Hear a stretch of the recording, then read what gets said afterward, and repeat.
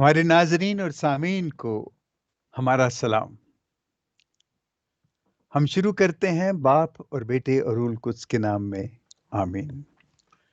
آج کلیسیائی کیلنڈر کے پہلے سال کا 23واں اتوار ہے، 23واں عام اتوار ہے۔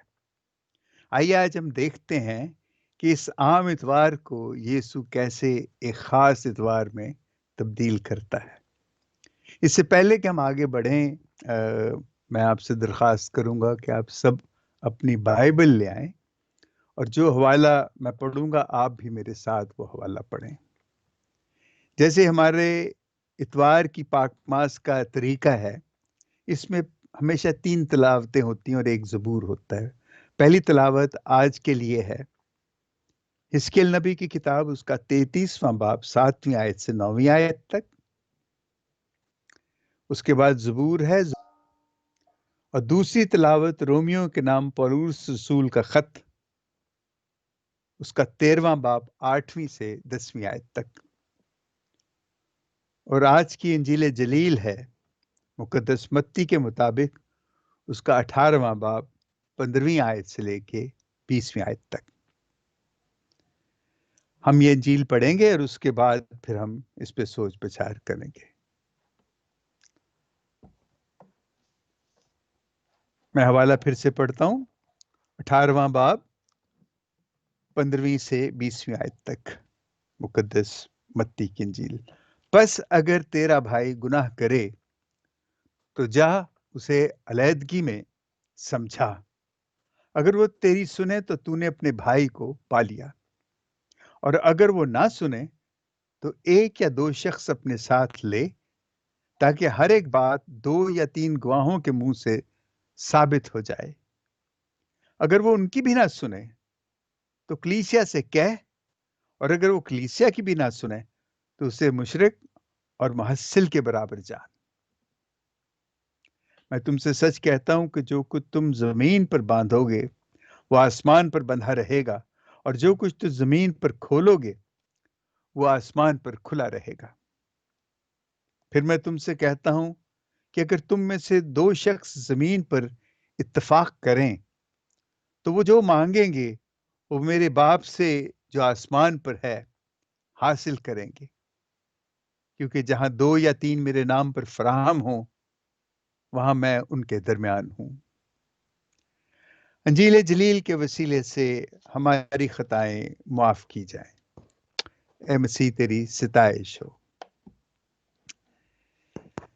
میں نے جب یہ حوالہ پڑھا تو میں سچ مچ سوچنے لگا کہ اگر تیرا بھائی گناہ کرے تو ایک بھائی سے اتنا بڑا مسئلہ بنا کہ پہلے میں سمجھاؤں اسے، پھر 2 آدمی سمجھائیں، اور پھر اسے کلیسیا سمجھائے یا برادری سمجھائے، وہ تب بھی نہ مانے، تو اسے یہ جو آخری حصہ ہے نا، مشرک اور محصل کے برابر جان، تو مجھے یہ تھوڑا عجیب لگا۔ بہرحال پہلے میں پہلے حصے کی بات کرتا ہوں کہ ایک شخص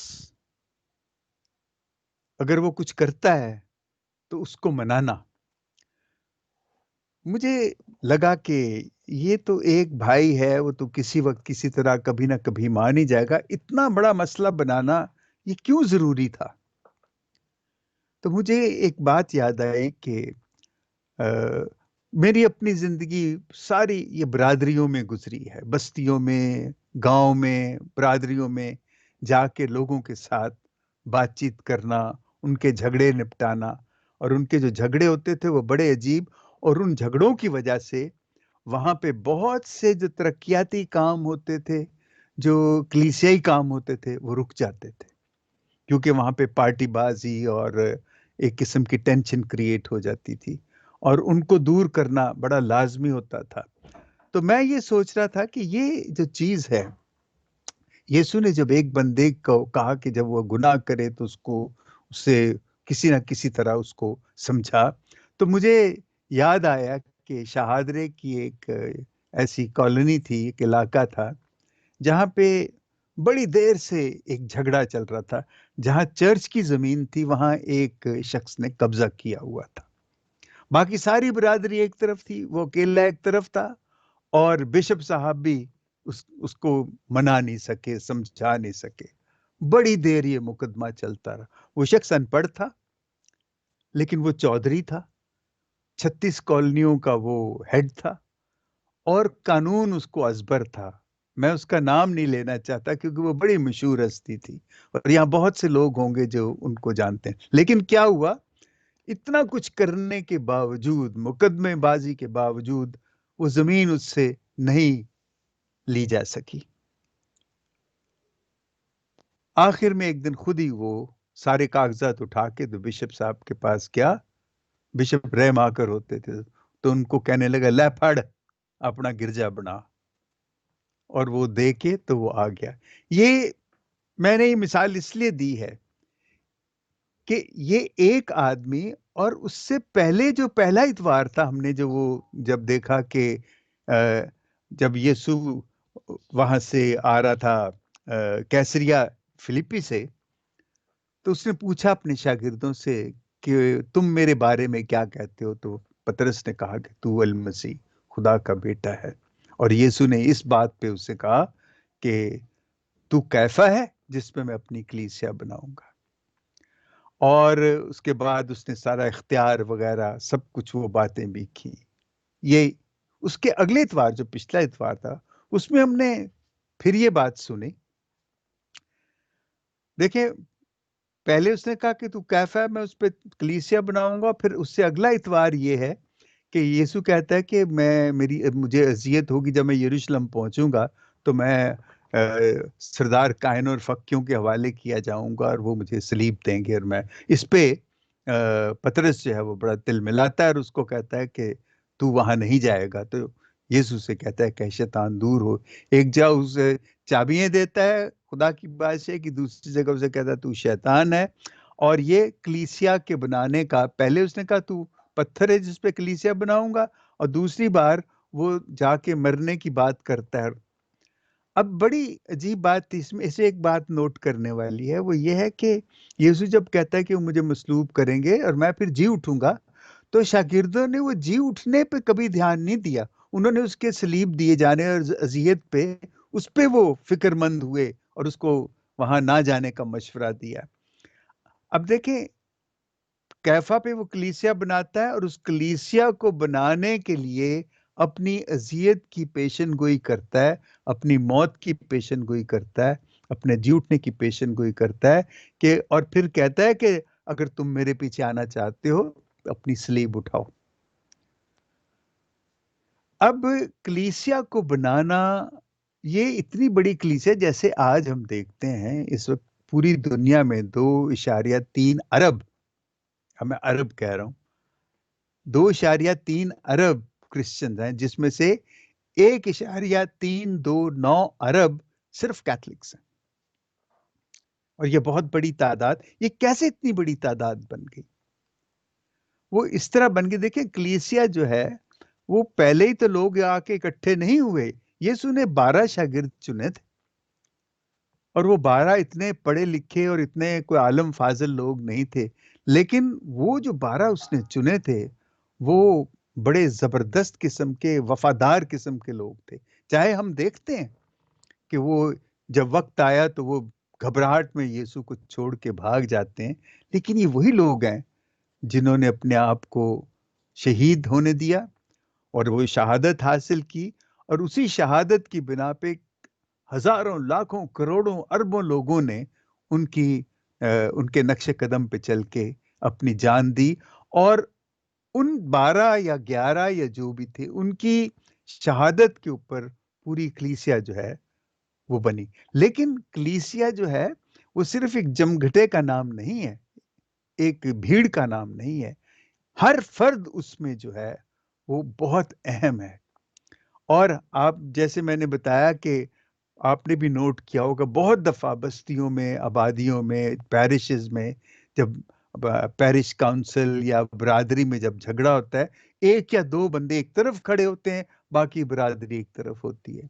اور اس طرح کبھی بھی وہاں پہ کلیسیا کی شکل جو ہے وہ بننا اتنا آسان نہیں ہوتا. اور بہت سے فادر صاحبان کے ساتھ میں نے کام کیا ہے، میں ان کے ساتھ جاتا تھا. ایک فادر ہنری ہوا کرتے تھے گلبرگ میں، کیپوچن تھے. وہ اپنے وقت سے کوئی 25-30 سال آگے تھے، وہ بہت آگے کی سوچتے تھے. ان کے ساتھ ہمیشہ بستی میں لوگوں کا جھگڑا رہتا تھا. اور جس طرح وہ بستیاں، انہوں نے، آپ دیکھیں، مریم کالونی، دھوپ سڑی، ہنری کے، اور بے شمار کالونیز انہوں نے کرسچنس کے لیے بنائی تھی. یہ جو بہار کالونی جو لاہور میں ہے، یہ فادر ہیمری کی، یہ کیپوچن کی ہی. یوحنا آباد کا بھی یہی حال تھا. وہ بہت زیادہ چاہتا تھا کہ مسیحوں کا ایسے، لیکن وہاں ہمیشہ اسی قسم کے کوئی 1 2 3 لوگ کھڑے ہو جاتے تھے. اور میں یہ دیکھتا ہوں کہ یسوع جو ہے وہ شروع سے ان کو بتاتا ہے کہ دیکھو یہ جھگڑا ہوگا. پہلے اس نے بتایا کہ میں بناؤں گا کلیسیا، پھر اس نے کہا کہ اس کو بنانے کے لیے اپنی جانیں دینی ہے، صلیبیں اٹھاؤ اپنی. اور پھر اس نے بتایا کہ ہر گروہ میں، ہر کلیسیا کے اس حصے میں کوئی نہ کوئی ایسا ضرور ہوگا، اس کو آپ نے منانا ہے. یہاں جو اس میں ہے نا کہ اگر وہ کلیسیا کی بھی نہ سنے تو اسے مشرک اور محصل کے برابر جان. مجھے لگتا ہے یسوع یہ بات کبھی نہیں کہے گا. یہ انجیل نویس نے خود ہی لکھتی ہے، اس لیے کہ یسوع تو ہمیشہ پیار کی بات کرتا ہے. وہ کبھی کسی کو اپنے سے الگ نہیں کرتا. وہ ہمیشہ، اور اس لیے بار بار ہمیں کہتا ہے کہ دیکھیں سب سے بڑی چیز جو کلیسیا میں ہے اور جو ہمیں وہ بتاتا ہے، اور یہ جو صلیب اٹھانے کا وہ ہمیں کہتا ہے، یہ ہے معاف کرنا، اپنے دل کو بڑا رکھنا. اور دل کو بڑا رکھنے کی اس نے یہاں جو کہا ہے کہ میں تم سے کہتا ہوں کہ دیکھیں، پہلے اس نے بتایا کہ اپنے بھائی کو منا، پھر وہ کہتا ہے ایک اور چیز اس نے کہا کہ تمہیں میں یہ دیتا ہوں اختیار کہ جو کچھ تم جو تم زمین پر باندھو گے آسمان پہ بندھا رہے گا، جو کچھ تم زمین پہ کھولو گے وہ آسمان پہ. یعنی شاگردوں کو کل اختیار دیا. لیکن کل اختیار کیسا تھا؟ یہ وہ دھوس والی یا روب والا اختیار نہیں تھا. یہ اختیار اس نے دیا تھا فیصلے کا. اور فیصلہ کس نے کرنا تھا؟ لوگوں نے. اور لوگوں نے کیسے فیصلہ کرنا تھا؟ میں تم سے کہتا ہوں، اگر تم میں سے 2 شخص زمین پر اتفاق کریں اور وہ کچھ مانگیں تو خدا جو آسمان پر ہے، خدا باپ، وہ ان کو دے گا. تو کیا مانگیں؟ روٹی کپڑا مکان مانگے نہیں، کیونکہ کلیسیا کی بات ہے، اپنی برادری کی بات ہے، بھائی چارے کی بات ہے. تو خدا سے، اور یہ ہمارا یہ ایک اصول ہونا چاہیے. جب برادریوں میں جھگڑے ہوتے ہیں تو جھگڑوں پہ ہم جھگڑے کھڑے کر دیتے ہیں، حالانکہ وہ وقت ایسا ہوتا ہے اس میں ہمیں دعا کرنی چاہیے اور خدا سے اپنے دل کو نرم کرنے کے لیے، دوسرے کے دل کو نرم کرنے کے لیے اس سے دعا مانگنی چاہیے کہ خداوند، یہ جو تیری محبت کا جو ثمر ہے، تیری محبت کا جو پھل ہے، تیری محبت جو ہے وہ کسی طرح ہمارے اور ان کے دلوں میں جگا کہ ہم ایک دوسرے کو معاف کر سکیں. اور یہ اصل میں یہ جو اختیار ہے نا، یہ محبت کی خدمت میں اختیار ہے. یہ کسی کو دبانے، مارنے یا اس کو مشرک یا محصل کے برابر جاننے کے لیے نہیں ہے. یہ اختیار ہے محبت کے، یعنی in the service of love. This authority is given to disciples in the service of love. محبت کے لیے جو کچھ آپ نے کر، اس کی خدمت کے لیے جو کرنا ہے وہ آپ کیجیے. اور خدا نے یہی ہمیں یہاں پہ بہت بڑی بات کہی ہے. ہم اپنے تجربے سے میں بتاتا ہوں کہ ہمارے بہت، میں نے جھگڑے دیکھے اپنی زندگی میں، اور بہت سے. ایک خاص جھگڑا ہے جس رات بھٹو کو پھانسی دی گئی تھی. تو ان میں سے ایک شخص جو اس کے ساتھ تھا وہ ٹوبا ٹیک سنگھ کا تھا. اور اس وقت میں ٹوبا ٹیک سنگھ میں رات کو تقریباً کوئی 1-1:30 بجے پروگرام کر رہا تھا، اور 2 پارٹیاں آمنے سامنے تھیں. اور وہ جو ہمارا کمرہ تھا، وہ اسکول کا شاید تھا، وہ پرائمری اسکول، وہ بھرا ہوا تھا. اور وہ دونوں پارٹیاں جو تھیں ان میں کوئی ان کا ذاتی کوئی خاندانی جھگڑا تھا. اور میں ان کا بھی نام لینا نہیں چاہتا کیونکہ وہ سب مجھے بڑی اچھی طرح جانتے ہیں اور ان کو بھی جانتے ہیں، اور وہ جھگڑا بھی ان کو پتہ ہے کہ کس وجہ سے تھا. تو میں یہ سوچتا ہوں کہ دیکھو وہاں پہ ایک دوسرے کو معاف کرنا، بالآخر وہ ہوا، وہ معافیاں ہوئیں، اور سارا وہ بہت بڑا ایک گہرا مسئلہ تھا اور وہ دور ہوا۔ اور اس میں ہم شروع بھی اسی طرح کرتے تھے، جب جھگڑوں کے لیے ہم اکٹھے ہوتے تھے ہم کوئی حوالہ پڑھتے تھے، دعا کرتے تھے، تو پھر بحث ہوتی تھی، بعض دفعہ وہ ریزالو ہو جاتا تھا، بعض دفعہ وہ اور بڑھ جاتا تھا، تو اس کے لیے پھر ایک اور تاریخ رکھی جاتی تھی۔ لیکن دعا کرنے سے، ملنے سے، اور ضرور یہ جو ایسے مسئلے تھے یہ حل۔ آج جو کلیسیا کھڑی ہے اس میں تو دو تین باتیں بہت بڑی، ایک تو شاگردوں کی، رسولوں کی وہ قربانیاں ہیں، ایمانداروں کی وہ قربانیاں ہیں جو انہوں نے دی، اور اپنی جان کی پرواہ نہیں کی، اور ان کے خون پہ یہ جو محل کھڑے ہیں ہماری کلیسیا کے، یہ ان کے خون پہ، ان کی شہادتوں پہ کھڑے ہیں۔ اور آج جیسے اب حالات بن گئے ہیں، جیسے آج کل یہ کرونا وائرس ہے، اس میں کلیسیا جو ہے اس پہ بڑا سخت وقت آیا ہوا ہے، ہماری عبادتوں پہ کافی روک لگی ہوئی ہے، اور لوگ اکٹھے ہونے سے گھبرا رہے ہیں۔ اس صورت میں ہمیں اپنے اپنے گھروں میں زیادہ سے زیادہ دعا کرنی چاہیے کہ ہم کس طرح دوبارہ اکٹھے ہوں، تاکہ اکٹھے ہو کے خدا کو یاد کریں۔ اس نے کہا کہ جہاں 2 یا 3 بیٹھ کے دعا کریں گے میں ان میں فراہم ہوں، میں ان میں موجود ہوں۔ تو ہمیں دیکھیں، پہلے تو ہمارے لیے سب سے بڑی چیز ہے، کیوں ہم عبادت مس کرتے ہیں، پاک ماس مس کرتے ہیں، کہ پاک شراکت جو پاک یوکرسٹ ہے، ہم اس سے کتنی دور ہو گئے ہیں۔ وہ یسوع کا بدن جب ہم لیتے ہیں، ہم سب ایک بدن ہو جاتے ہیں، ہم ایک ہو جاتے ہیں، ہم ایک کلیسیا بن جاتے ہیں۔ اور آج کل ہم اس نعمت سے بہت، ہمیں آپ کہیں کہ ہم محروم ہیں، اور ہمیں خدا سے دعا کرنی چاہیے کہ ہم جس طرح بھی ہو اب نئے طریقے سے، یا جو نئے طریقے سے ہم اکٹھے ہونے کی کوشش کریں، اور اپنی کلیسیا کو پھر قائم کرنے کی کوشش کریں۔ مجھے پتہ نہیں کہ مختلف پیرشز میں کیا صورتحال ہے، کہیں پہ اچھی ہے، کہیں پہ بری ہے، لیکن یہ ضرور ہے کہ ہمیں دعا کر کے اپنے حالات کے بارے میں نہیں کہتا کہ ہم دعا کریں گے تو کل یہ سب ختم ہو جائے گا، ہو سکتا ہے ختم ہو جائے، لیکن ہم دعا یہ کریں کہ ہم کون سے وہ نئے طریقے، وہ نئے راستے تلاش کریں جہاں پہ کہ ہم اکٹھے ہو کے خدا کی عبادت کر سکیں۔ اور یہ کہ جب تک ہم عبادت نہیں کرتے اکٹھے ہو کے، جب تک ہم اکٹھے نہیں ہوتے، ہم ایک دوسرے کو جان بھی نہیں سکتے، چاہے ہم پہلے جانتے تھے، لیکن وقت کے ساتھ ساتھ ہر انسان بدلتا ہے، اور وقت کے ساتھ ساتھ جب ہم دعا کرتے ہیں، جب دعا میں ہم اکٹھے ہوتے ہیں، تو ہماری محبت اور بڑھتی ہے، اور ہم سب اور زیادہ قریب آ جاتے ہیں۔ اور آج وقت ہے کہ ہم بہت دعا کریں اور ایک دوسرے کے قریب آنے کی کوشش کریں۔ آمین۔ باپ اور بیٹے اور روح القدس کے نام میں، آمین۔